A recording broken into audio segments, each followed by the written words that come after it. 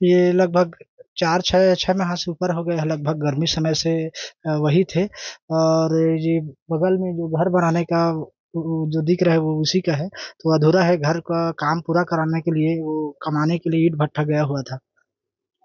कल आपको जानकारी हुई होगी कि काफी हाँ आतंकी। जी।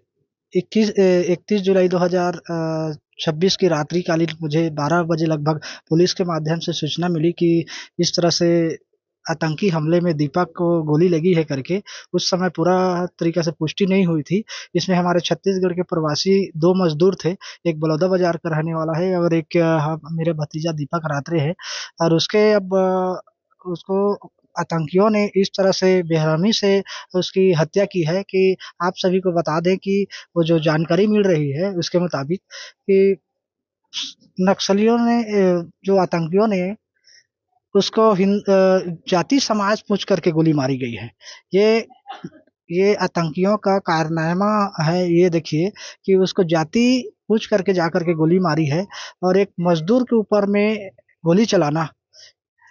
तो ये कहता हूँ मैं शासन से ये इसके अनुरोध करता हूँ कि इस तरह से जो घटना के बाद में हम इस घटना की कड़ी निंदा करते हैं और इस तरह से जो आतंकी हमला को अंजाम दिए हैं उसको बीच चौराहा में खड़े करके गोली मार देना चाहिए, ताकि किसी भी दीपक या कोई भाई या कोई भतीजे किसी के साथ भी इस तरह से और दोबारा पुलवामा हमले की घटना की जैसे कि आज की पुलगांव की घटना जैसे अंजाम ना हो।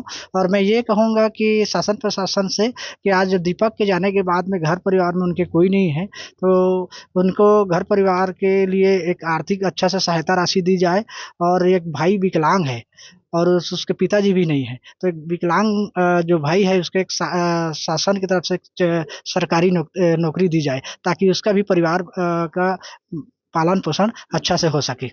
अभी एसडीएम साहब पहुंचे हैं आपके यहाँ और क्या जी, है? एसडीएम लगातार प्रशासनिक अधिकारी और मीडिया में खबर चलने के बाद में पूरी ये छत्तीसगढ़ के नहीं है, पूरा इंटरनेशनल न्यूज है। तो देश विदेश में इस बात की चर्चा हो रही कि भारत के पुलगांव में, जम्मू कश्मीर के दक्षिणी इलाका में इस तरह से रात्रि में ये हमला हुआ है आतंकी। इसका पूरा देश नहीं, पूरा देश विदेश सब इसका कड़ी निंदा कर रहे हैं। तो इसी का ये प्रशासनिक अधिकारी हमारे बीच में ये पहुंच रहे हैं कि लगातार ये आश्वासन दे रहे हैं कि जब छत्तीसगढ़ शासन और अधिकारी मिल करके आप लोगों को जो भी परिवार वाला चाह रहे हैं, तो इसके हम लोग प्रयास कर रहे हैं कि जल्द से जल्द आप लोगों के बीच में पार्थिव शरीर यहाँ पहुँच सके। अभी ऐसे कुछ जानकारी मिली कि दीपक का शरीर यहाँ कब तक? जी। दीपक का शरीर यहाँ कब तक आएगा डेड बॉडी? हाँ, नहीं यार, दीपक का अभी अंतिम संस्कार तो अपना गांव बुंदेली में ही होना है। और कई लोग ऐसा भी है कि अफवाह ऐसे इधर उधर डाल रहे हैं मामा यहाँ, लेकिन इनका जन्मभूमि है, क्योंकि ये जन्मभूमि में ही अंतिम संस्कार की जाती है। और किसी तरह से हम यही कहेंगे शासन थोड़ी देर पहले यहाँ के सांसद जो है कमलेश जांगड़े जी ने मोबाइल के माध्यम से मुझे अवगत कराई है कि यहाँ सीएम साहब से भी बात कर ली गई है और जल्द से जल्द यहाँ के पार्थिव शरीर पहुंचाने की तैयारी की जा रही है। घटना के बारे में रात्रि में पता चला कि उसका मतलब गोली लगा है करके। फिर सब घर के सब लोग ने पता पाए और शासन और प्रशासन से यही निवेदन है कि उसका पार्थिव शरीर जो है हमारे ग्राम पंचायत बुंदेली में जल्दी से जल्दी लाने की कृपा करेंगे, ताकि सब हम उनका इंतजार कर रहे हैं। अंतिम संस्कार यहीं पर होना है। उनके परिजनों से बात हुई है और उनको जितनी भी अपना शासन से जो भी सहायता हो सकती है उसको दिलाने के लिए हम लोग बात कर रहे हैं।